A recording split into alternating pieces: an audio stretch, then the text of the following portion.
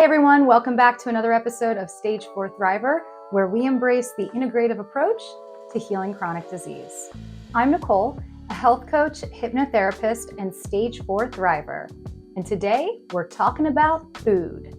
Get in my belly! If you're doing your own research on anti-cancer diets, you might be feeling very confused and overwhelmed. Why are there so many conflicting opinions out there? Some people swear by going raw vegan, where you live on grass and the snuggles of small woodland creatures. And on the other hand, you have people who eat nothing but meat. The bloodier the better.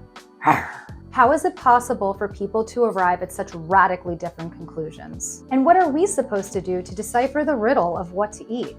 And this is why, again, I love the integrative approach. What if they all got some things right?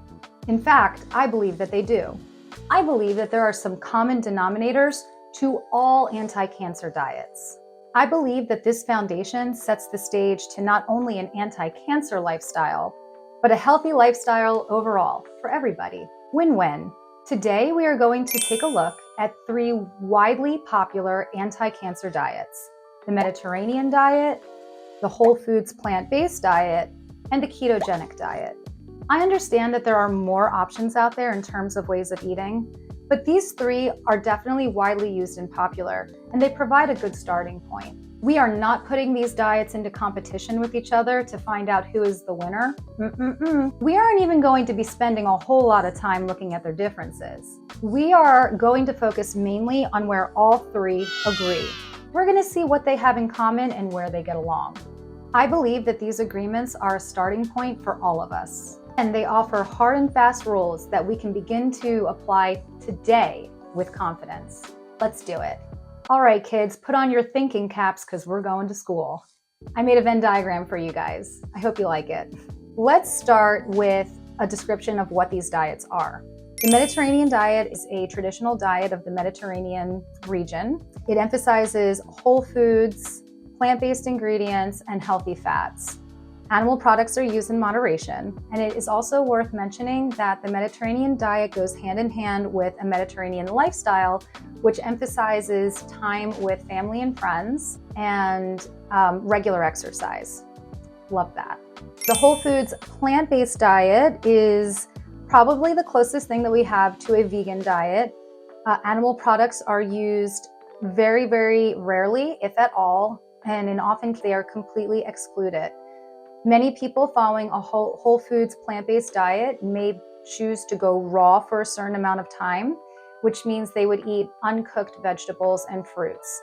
And this would include a lot of juicing and like a lot of salads and things like that. And some people swear by that, and there's been many testimonials of people who have actually healed their chronic diseases using this method. The ketogenic diet is probably the newest of the diets that we have here.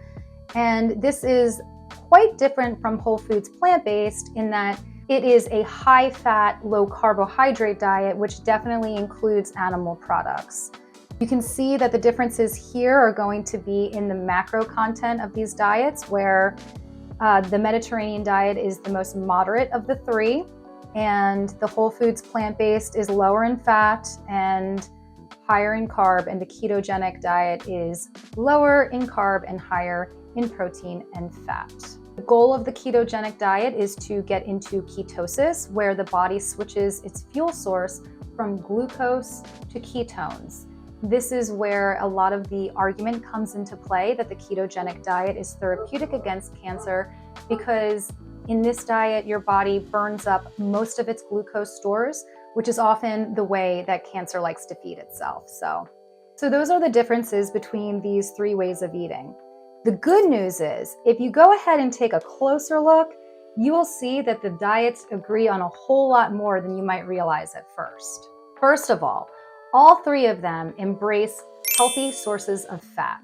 And as far as healthy fats are concerned, the gold star goes to high-quality extra virgin olive oil. Extra virgin olive oil has an abundance of bioactive compounds, notably I'm going to pronounce this wrong, oleocanthal.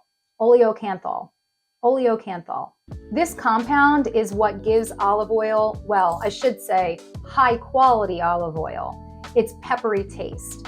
And it's definitely worth noting that in order to use olive oil as a therapeutic fat, it really has to be a high quality, cold pressed extra virgin olive oil. It not only offers anti-inflammatory and antioxidant properties, but also it demonstrates promising anti-cancer effects. Oleocanthal has been shown to induce apoptosis, or programmed cell death, in cancer cells, stopping their proliferation and growth. Moreover, it modulates gene expression related to cancer development and progression, potentially inhibiting tumor formation. Oleocanthal can only be found in olive oil, making the use of olive oil even more attractive.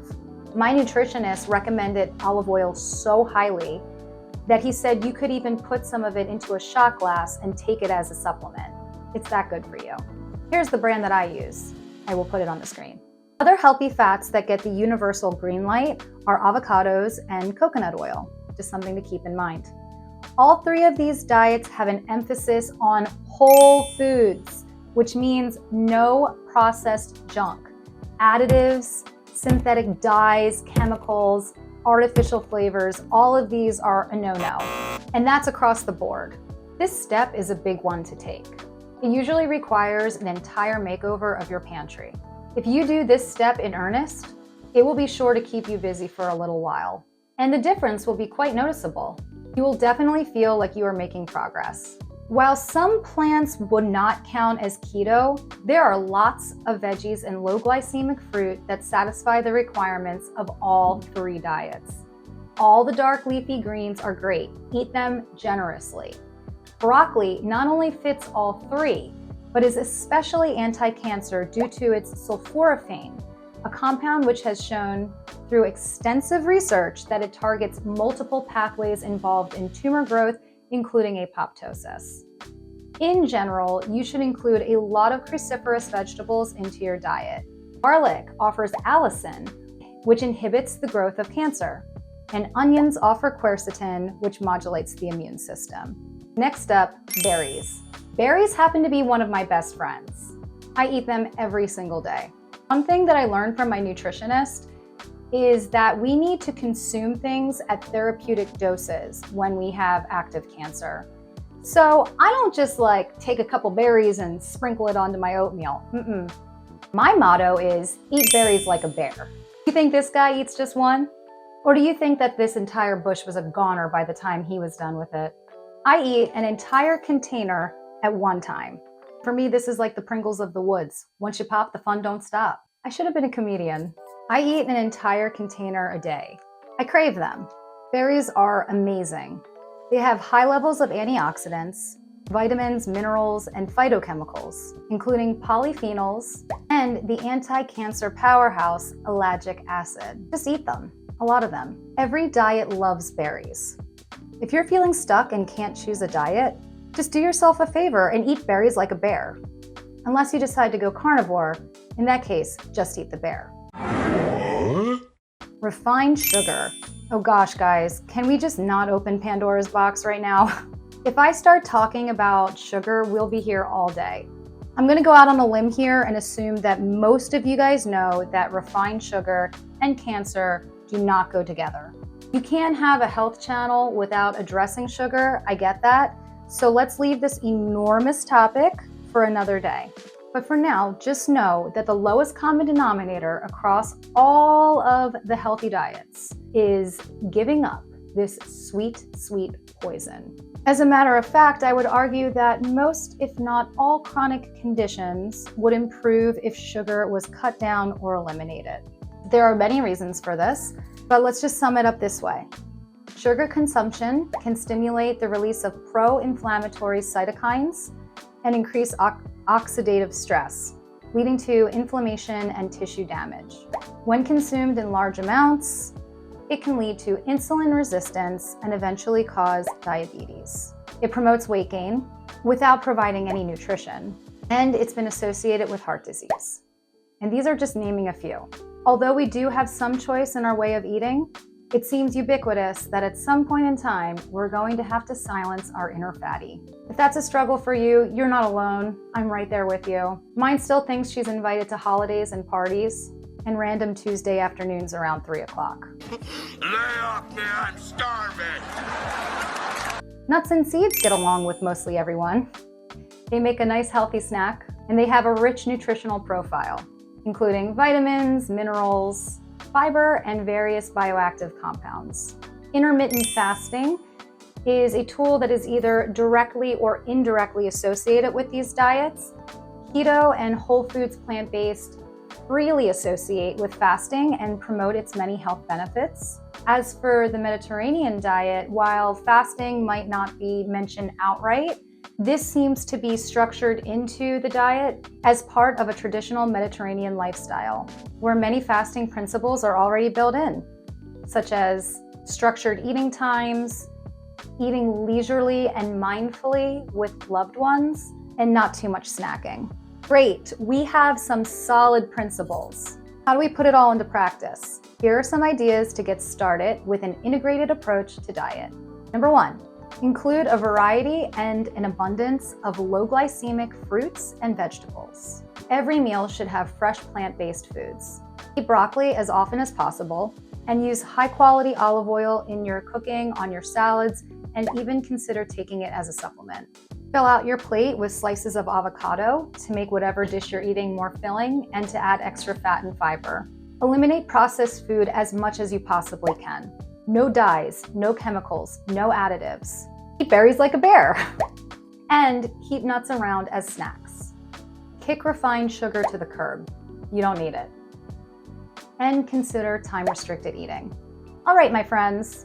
So for those of you who weren't sure which diet to choose, I hope these common denominators give you a good starting point. Just start small and do what you can. Use some of these guiding principles to help you and use them with confidence. You got this. Happy eating, and until next time, eat berries like a bear. Keep thriving. I mean, don't be afraid of it. It's not gonna hurt you. You might just take one at a time. You gotta really get in there. We're not just eating 1 or 2. We're gonna get a handful of this, right? That's the good stuff. This is how you eat berries. You have to be careful because sometimes some of them can be a little moldy if you don't get a really good one. Oh yeah, like that one right there. Yum.